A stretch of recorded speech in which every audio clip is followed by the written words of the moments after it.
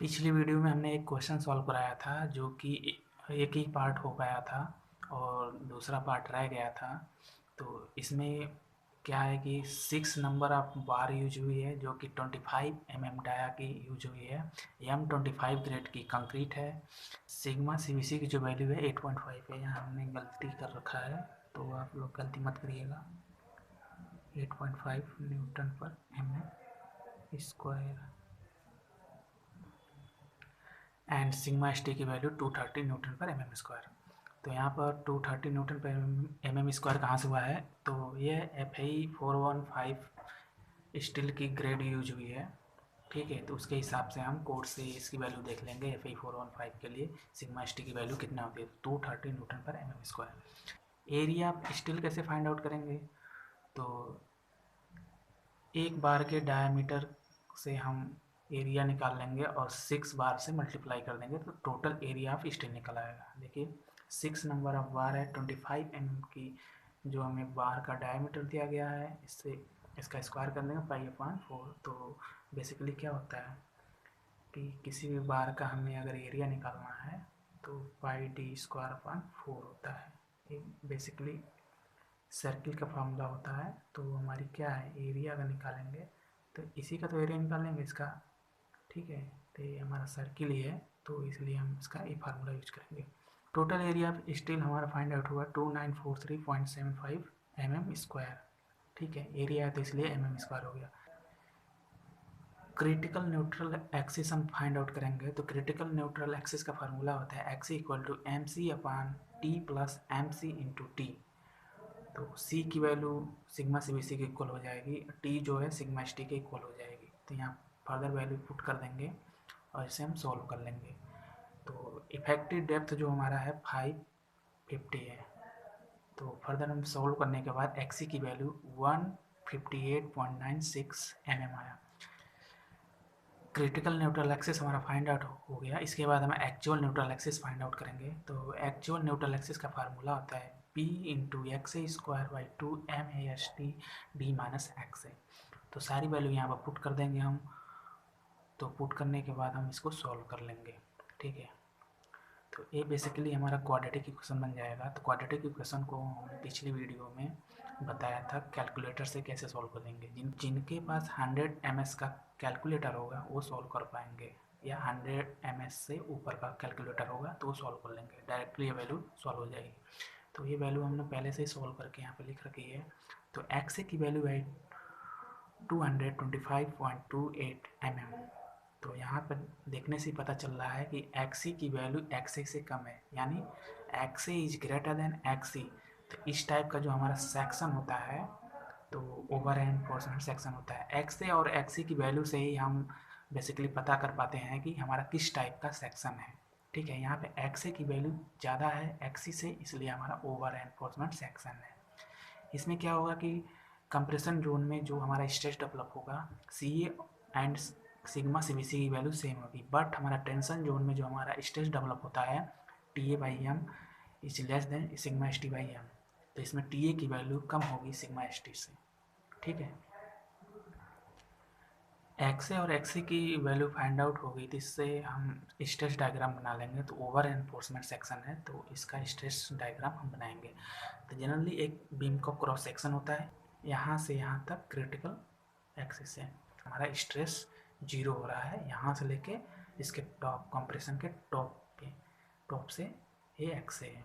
ठीक है, क्योंकि देखिए देखने से पता चल रहा है कि एक्स से ज़्यादा है एक्स से कम है, तो क्योंकि हमारा ओवर एनफोर्समेंट सेक्शन है तो एक्स की वैल्यू जनरली हमारी ज़्यादा ही होगी, तो इसलिए हमने यहाँ से स्ट्रेस डायग्राम बनेगा। ओवर एनफोर्समेंट में ऐसा ही डायग्राम बनता है।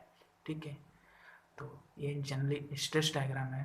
तो यहाँ पे देखिए अगर ये बैलेंस सेक्शन होता तो हमारी जो डॉटेड लाइन दिख रही है ये हमारा न्यूट्रल एक्सिस से पर 0 होता तो यहाँ से हमारा बनता। तो सिग्मा एस टी और टी ए की वैल्यू सेम होती, इन्हें इक्वल होती, बट हमें टी ए की वैल्यू कम है तो इसकी वैल्यू हमें फाइंड आउट करनी होगी। जब हम टेंशन साइड से मोमेंट ऑफ रेजिस्टेंस निकालेंगे तो टी ए की वैल्यू हमें फाइंड आउट करनी पड़ेगी। यहाँ पर हम देख लेते हैं, यहाँ पर हमारा एक कंप्रेशन फोर्स डेवलप होता है जिसको हम C1 बोलते हैं। तो बेसिकली क्या होता है कि कंप्रेशन जोन जो उसका टॉप सरफेस होता है वहाँ से x/3 डिस्टेंस पे हमारा कंप्रेशन फोर्स डेवलप होता है कंप्रेशन साइड में। तो इसके बाद हम देखेंगे लीवर आर्म की डिस्टेंस क्या होगी। तो लीवर आर्म की डिस्टेंस वो होती है कि जहाँ से कंप्रेशन फोर्स डेवलप होता है और टेंशन फोर्स जहाँ पे होता है उसके बीच की दूरी को लीवर आर्म बोलते हैं। Lever arm equal to D minus X by 3। ये डिस्टेंस तो हमें फाइंड आउट करनी है। तो ये पूरी हमारी डी है, डी में से एक्स बाई 3 माइनस कर देंगे तो ये आ जाएगा लीवर आर्म। देखिए सिग्मा सी बी सी और सी ए की वैल्यू सेम है, क्योंकि यहाँ से आ रहा है ना, तो सेम है। तो फ्रॉम कंप्रेशन साइड से हम मोमेंट ऑफ रेजिस्टेंस का फार्मूला लिखेंगे। मोमेंट ऑफ रेजिस्टेंस क्या होता है कि compression force into lever arm. तो कंप्रेशन फोर्स का जनरली फार्मूला यहाँ से यहाँ तक का होता है 1/2 B into X A into C A. C A इधर सिग्मा सी बी सी, ठीक है। और लीवर आर्म से मल्टीप्लाई कर देते हैं तो मोमेंट ऑफ रेजिस्टेंस आ जाता है, ठीक है। फर्दर सोल्व करने के बाद हम इस सारी वैल्यू इसमें पुट कर देंगे और इसको सोल्व करने के बाद मोमेंट ऑफ रेजिस्टेंस हमारा आया है 183.91 किलो न्यूटन मीटर। मोमेंट का बेसिकली यूनिट होता है न्यूटन पर एमएम या kilo Newton. Moment of resistance का जनरली यूनिट होता है न्यूटन मीटर। तो हमारा फोर्स जो है किलो न्यूटन में, इसलिए किलो न्यूटन मीटर होता है। आप यहाँ पर एमएम मत कर देना, पर एमएम स्क्वायर मत कर देना, ये हमारी यूनिट होती है। तो टेंशन साइड से हम मोमेंट ऑफ रेजिस्टेंस देखेंगे। तो इसमें टेंशन साइड से हमें मोमेंट ऑफ रेजिस्टेंस निकालने के लिए टी ए की वैल्यू फाइंड आउट करनी होगी, क्योंकि उसमें हमारा फार्मूला में आता है टी ए की वैल्यू पुट करनी पड़ेगी, ठीक है। तो टी ए की वैल्यू हम कैसे फाइंड आउट करेंगे? जनरली पिछली वीडियो में हमने सिमिलर ट्रायंगल का यूज किया था, उससे हम यहाँ से टी ए की वैल्यू फाइंड आउट कर लेंगे। तो टी ए की वैल्यू देखिए हम कैसे निकालेंगे। देखिए ये हमारा रहा टी ए बाई एम, ये रहा ऊपर का, ठीक है। तो दिस अपान दिस मतलब सिग्मा सी बी सी या सी ए अपान एक्स से, ठीक है। टी ए बाई एम अपान ए हो जाएगा। ये डिस्टेंस जनरली हमारी क्या हो जाएगी, डी माइनस एक्स से, क्योंकि देखिए यहाँ से लेके यहाँ तक एक्स है, पूरी हमारी ये इफेक्टिव डेप्थ जो यहाँ से यहाँ तक डी है, तो यहाँ से क्या हो जाएगा डी माइनस एक्स से। तो 30 अपान 30, ठीक है। तो यहाँ से हमारी टी ए की वैल्यू फाइंड आउट हो जाएगी। तो टी ए की वैल्यू हम फाइंड आउट करेंगे सिमिलर ट्रायंगल का यूज करके, सी ए अपान एक्स से T A by M upon D minus X है। तो जनरली हम इसको सॉल्व कर लेंगे। सॉल्व करने के बाद T A equal to sigma C C D minus X into M upon X है। तो अदर वैल्यू पुट करने के बाद हमें यहाँ पर टी ए की वैल्यू फाइंड आउट हो जाएगी। सारी वैल्यू हमने पुट कर दी है, ठीक है। तो फर्दर सॉल्व करने के बाद टी ए की वैल्यू हमारी आ रही है 131.77 न्यूटन पर M M square. T A की वैल्यू 131.7 न्यूटन पर एम एम स्क्वायर। अब हम मोमेंट ऑफ रेजिस्टेंस निकाल लेंगे फ्रॉम टेंशन साइड, ठीक है। टेंशन साइड से हम मोमेंट ऑफ रेजिस्टेंस निकालेंगे। टेंशन साइड से मोमेंट ऑफ रेजिस्टेंस क्या होता है कि tension force into lever arm होता है। तो T A into A S T tension force हो गया और D minus X by 3 lever arm हो गया। तो लीवर आर्म से मल्टीप्लाई कर देंगे तो मोमेंट ऑफ रेजिस्टेंस हो जाता है। सारी वैल्यू पुट करने के बाद हम सॉल्व करेंगे तो 180.3.92 किलो न्यूटन मीटर, ठीक है। यही हम टी ए की वैल्यू यहाँ से पुट कर देंगे। देखिए क्योंकि अगर टी ए की वैल्यू आप नहीं निकालते तो आप जल्दी सॉल्व नहीं कर पाते, ठीक है। क्योंकि टी ए की वैल्यू वहाँ कम हो रही थी ना, तो इसलिए हम जितनी कम हो रही थी यहाँ सॉल्व कर लेंगे। क्योंकि अगर हमारा बैलेंस सेक्शन होता तो sigma S T equal to T हो जाता। तो एफ आई 415 के लिए क्या होता है 230 होता है, तो इसके बराबर हो जाता। तो देखिए 230 है और हमारी स्ट्रेस जो टेंशन साइड से कम हो रही थी, तो यही जो है कम है, देखिए 230 से कम है, इसलिए ये वैल्यू हम पुट करेंगे। इसके बाद हम बैलेंस सेक्शन की बात करने वाले हैं। बैलेंस सेक्शन में कोई क्वेश्चन सॉल्व करना होगा या हमें क्वेश्चन में बोल देगा कि बैलेंस सेक्शन के लिए आप इसे सॉल्व करो। तो बैलेंस सेक्शन में सॉल्व करने के लिए हमें कुछ टर्म्स देखना होगा, कैसे क्या होता है, आगे हम इसके बारे में बताएंगे। फर्दर इसी क्वेश्चन को हम कंटिन्यू करेंगे बैलेंस सेक्शन के लिए, ठीक है। तो बैलेंस सेक्शन के लिए हम सोल्व करने वाले हैं। तो M25 ग्रेड की कंक्रीट है, सिग्मा CBC 8.5 न्यूटन पर mm square, sigma ST 230 Newton पर mm स्क्वायर। FI 415 के लिए सिग्मा ST की वैल्यू होती है 230 न्यूटन पर mm square. M is the modular ratio is 11। तो यहाँ बेसिकली क्या हो जाता है, XC की जो वैल्यू आती है उसे ही हम XA के इक्वल कर देते हैं। जो हमारी XC की वैल्यू आती है XA के इक्वल कर देते हैं। वो इसलिए होता है क्योंकि जो हमारा XA की वैल्यू जो आ रही थी वो ज़्यादा आ रही थी, क्योंकि हमारा जो यही था ना ग्राफ, जो हमारा जो स्ट्रेस डायग्राम बना हुआ था ये बेसिकली यहाँ से पास हो रहा था ऐसे, ठीक है। तो हमारा न्यूट्रल एक्सिस यहाँ से पास हो रहा था, तो क्रिटिकल न्यूट्रल एक्सिस हमने निकाल रखा है।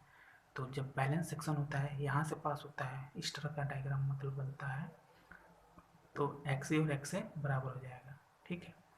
इसलिए हमारी जो XA की वैल्यू होगी XC के इक्वल होगी, क्योंकि बैलेंस सेक्शन में दोनों इक्वल होता है, XA इक्वल टू XC। तो मोमेंट ऑफ रेजिस्टेंस निकाल लेंगे, MR equal to 1/2 B into X sigma CBC D minus XA/3। तो फर्दर वैल्यू हम इसमें रख देंगे। एक्स देखिए हमने XA की जगह ये रख रखा है XA की वैल्यू, ठीक है। अब पूछेंगे 10 के पावर 6 से हमने डिवाइड क्यों किया है।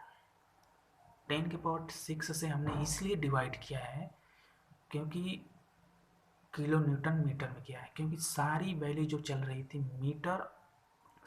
जो हमारी सारी वैल्यू चल रही थी न्यूटन mm में चल रही थी। तो एक बार हमने mm को मीटर में कन्वर्ट करने के लिए 10 पावर 3 से डिवाइड करेंगे, और किलो न्यूटन में बदलने के लिए, न्यूटन को किलो न्यूटन में बदलने के लिए 10 पावर 3 से डिवाइड करेंगे। तो टोटल हमारा 10 पावर 6 से डिवाइड हो जाएगा, इसलिए हमारा ये आ जाएगा 134.31 किलो न्यूटन मीटर। इसके बाद हम आगे देखेंगे, जब हमारा बैलेंस सेक्शन होता है तो मोमेंट ऑफ रेजिस्टेंस निकालने का एक और फार्मूला होता है, MR balanced equal to Q into BD square. Q equal to 1/2 C into J into K, K equal to MC upon T plus MC, यही होता है, ठीक है। K equal to MC upon T plus MC। तो यहाँ से हम K की वैल्यू फाइंड आउट कर लेंगे, M की वैल्यू पता है, C की वैल्यू सिग्मा CBC पता है, T is the sigma ST। Solve कर लेंगे तो K की वैल्यू हमारी आ जाएगी। J इक्वल टू क्या होता है, क्योंकि हमारा फार्मूला में Q बराबर 1/2 C into J into K, तो K हमने फाइंड आउट कर लिया इतना। J इक्वल टू होता है ब्रैकेट में 1 माइनस K/3, तो यहाँ से हमारी K की वैल्यू आ जाएगी, K की वैल्यू हमारी आ गई 0.904। फिर इसके बाद हम Q फाइंड आउट कर लेंगे, तो Q इक्वल टू क्या होता है, half C into J into K। तो सारी वैल्यू हम पुट कर देंगे, इसके बाद हम Q की वैल्यू फाइंड आउट कर लेंगे। तो Q की वैल्यू जो आ गई हमारी 1.11, ठीक है। इसके बाद moment of resistance balance section का फार्मूला एक और होता है, जो कि हमने बताया है अभी थोड़ी देर पहले, Q इंटू BD स्क्वायर। तो Q हमने फाइंड आउट किया है, B is the width of the beam, D is the effective depth. इससे हमने मल्टीप्लाई कर दिया सारा वैल्यू, तो हमारा moment of resistance 134.3 kilo newton metre. जो हमने पीछे निकाला था बिल्कुल सेम वैल्यू बैलेंस सेक्शन में, ठीक। और एक फार्मूला होता है इसको सोल्व करने का, moment of resistance for balance section को निकालने के लिए। इसके बाद हम एरिया ऑफ स्टील निकालेंगे। तो एरिया ऑफ स्टील क्या होता है, AST equal to MR upon sigma ST into JD, ठीक है। तो सारी वैल्यू हम पुट कर देंगे, तो यहाँ पे एरिया ऑफ स्टील हमारा आ जाएगा। तो total area of steel 1174.49 mm square, ठीक है। एरिया ऑफ स्टील निकालने का एक और फार्मूला होता है, मोमेंट ऑफ रेजिस्टेंस जो बैलेंस सेक्शन होता है उसको हम टेंशन साइड से जो हम मोमेंट ऑफ रेजिस्टेंस निकालते हैं दोनों को इक्वल कर देंगे, तो एरिया ऑफ स्टील यहाँ से आ जाएगा। देखिए यही चीज़ हमें फाइंड आउट करना है। तो मोमेंट ऑफ रेजिस्टेंस हमने निकाल रखा है और यहाँ पे सारी वैल्यू पुट कर देंगे तो एरिया ऑफ स्टील आ जाएगा। पीछे जो हमने कैलकुलेट किया था एरिया ऑफ स्टील बिल्कुल सेम है। इसके बाद एरिया ऑफ स्टील निकालने का और एक फार्मूला होता है, बैलेंस सेक्शन में जो कंप्रेशन फोर्स और टेंशन फोर्स होता है दोनों को इक्वल कर देंगे तो एरिया ऑफ स्टील आ जाएगा। देखिए बैलेंस सेक्शन का जो फोर्स होता है कंप्रेशन के लिए 1/2 B into X into C A, tension force T A into A S T, ये टी ए है, ठीक है। तो यहाँ से एरिया ऑफ स्टील हमारा आ जाएगा। तो देखिए एरिया ऑफ स्टील हमारा तीनों केस में हमारा सेम आया है, ठीक है। Basically C A equal to sigma C B C M25 grade और T A equal to sigma S T, क्योंकि ये बैलेंस सेक्शन है ना, तो ये पूरी स्ट्रेस जो होगी कंप्रेशन में ये दोनों इक्वल होगी और टेंशन जोन में जो स्ट्रेसेस होती है दोनों इक्वल होगी, क्योंकि हमारा सेक्शन जो है बैलेंस सेक्शन है। अगर आपको ये वीडियो अच्छी लगी हो तो चैनल को सब्सक्राइब करिएगा और वीडियो को लाइक करिएगा और कमेंट में ज़रूर बताइएगा कि आपको वीडियो कैसी लगी। आप हमारी वीडियो कहाँ से देख रहे हैं उस सिटी का नेम मेंशन जरूर करिएगा कमेंट में। Thank you.